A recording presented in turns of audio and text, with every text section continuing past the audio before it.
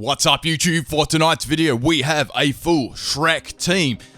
Make sure you leave your theme suggestions in the comment section below as usual. You may win if you get the highest thumbs up comment, or if you have something really original that I take an interest in, you may be featured in a Mystery Monday. Okay, so we've got two battles tonight. Make sure you, in this one video, make sure you stick around for the whole thing. And we got some good bloopers at the end, so make sure you stick around for the whole thing. Very entertaining. Now, these are all done on my chat, which is in the description of my video there. If you do want to have a battle against me, that's where I take them. Or if you just want a place to hang out and chat and battle and trade too. Let's get to this one.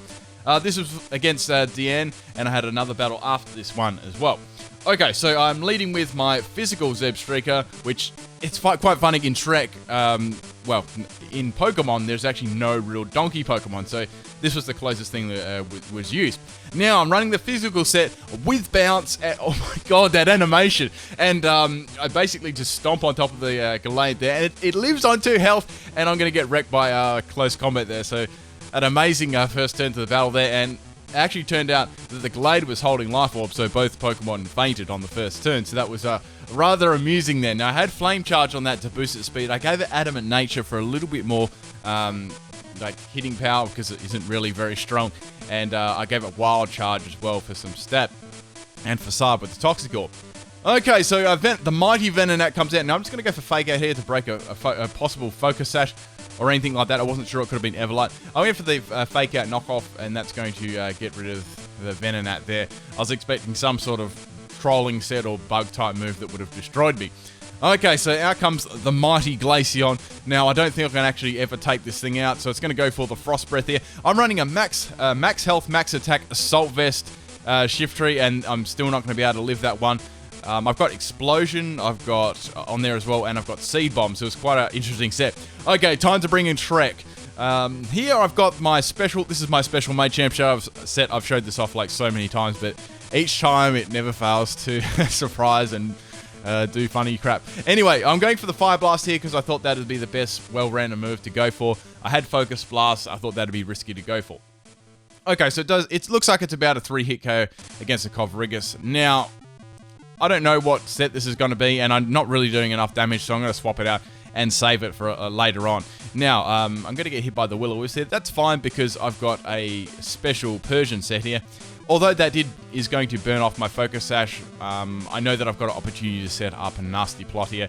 Like, all of its ghost moves are not going to affect me there, which is good. Now, I've got on this set, I've run this Persian set for a very, very long time.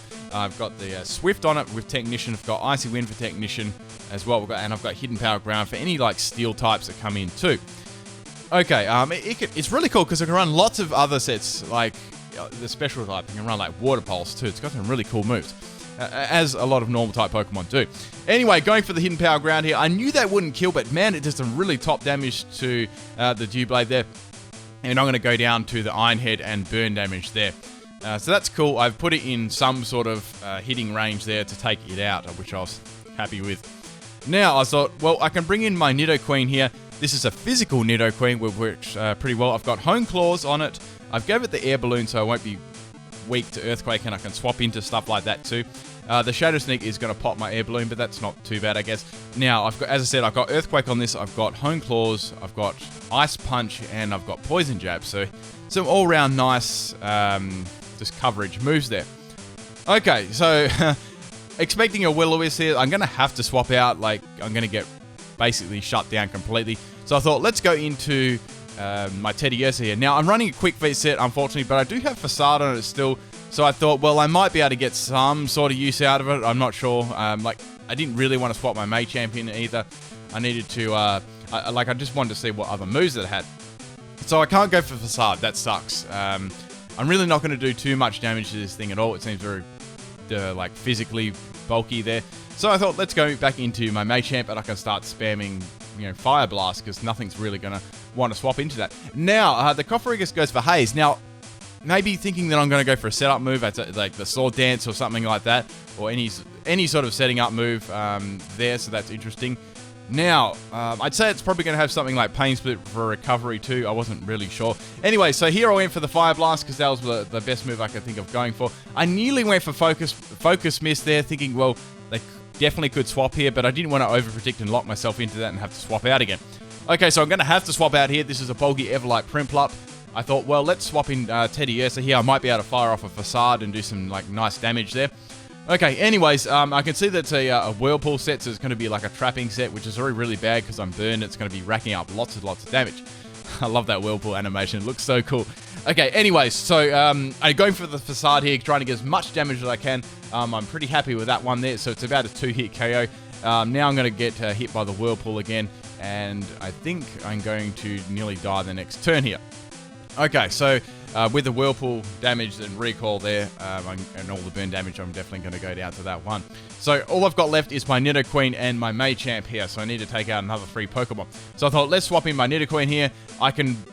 I should be able to get a Hone Claws up here because Whirlpool seems to be its strongest attack. It doesn't have anything like Scald or anything. I was, probably would have used it. So it's going to go for the Whirlpool here. I actually run a similar set myself as like a Whirlpool Toxic set. I think it could be the same set or very similar. It's very bulky in special defense and with Rest Sleep Talk. Okay, so going for a second Hone Claws here, so I thought, bugger it, let's go for it. I know that I can live another Whirlpool and the damage of the Whirlpool after, and all the other Pokemon I know that I can outspeed. They fortunately missed there, and I'd say I would have lived the next one, except if it was a critical hit. Okay, so bugger it, I don't want to risk any more, so I'm going for the Poison Jab to finish off the Pimpnite here.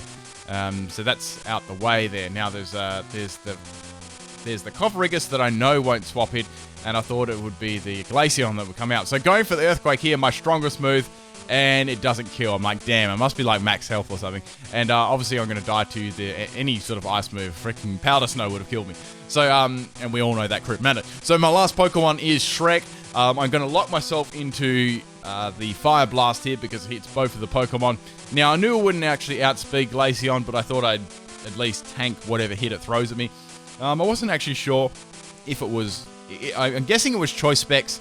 Max health, max special attack, modest. I could be wrong, but that's what I was thinking it was.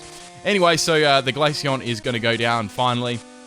And the last Pokemon is the Cofferegus there, which is not good because I know that it's like a 3-hit KO to take this thing out. So I need a crit. Even a crit I don't think would have like taken it out, but there we go, and that's the first battle done. So a pretty close one there.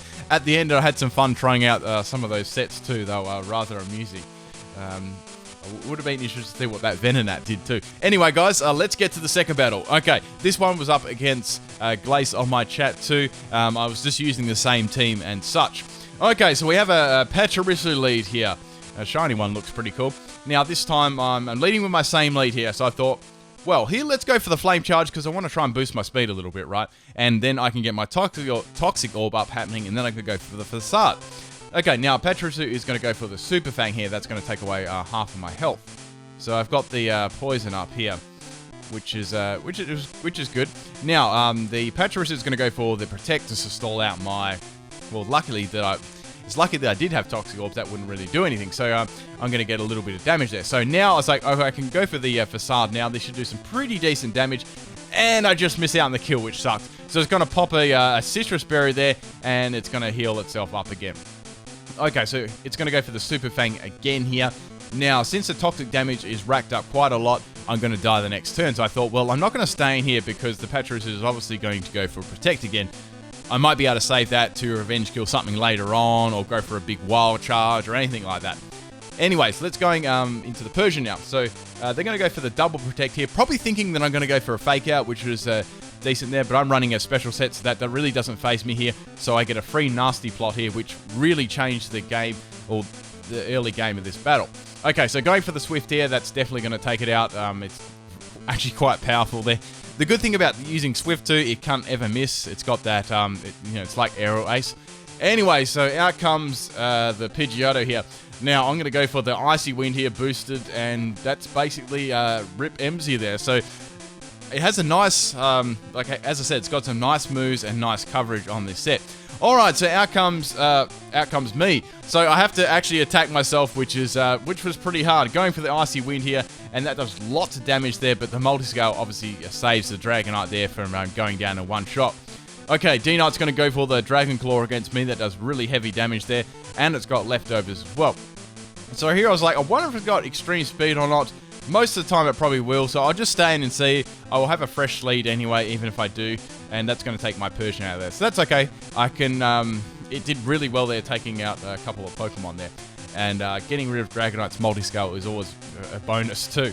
Okay, so I'm going to bring in Shrek here. This is my choice specs.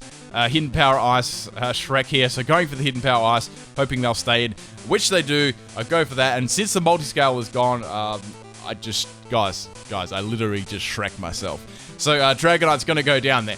Okay, so I'm locked into a Hidden Power Ice, which isn't too good. So out comes Richard, Bob, Togekiss. So he's going to go for the Dazzling Gleam against me. I just lived that one barely, getting off the Hidden Power Ice. I was like, well, at least I can get some sort of damage on the Togekiss. Gets close to half health. I'm pretty happy with that one.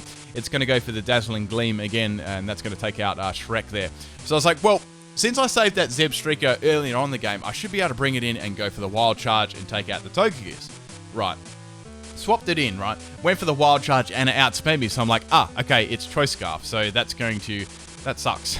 So down goes my Zebstrika, so it's 3-all here now, with the score is quite even. So bringing in my Nidoqueen, I thought that was a good swap in here, to try and cause a swap out.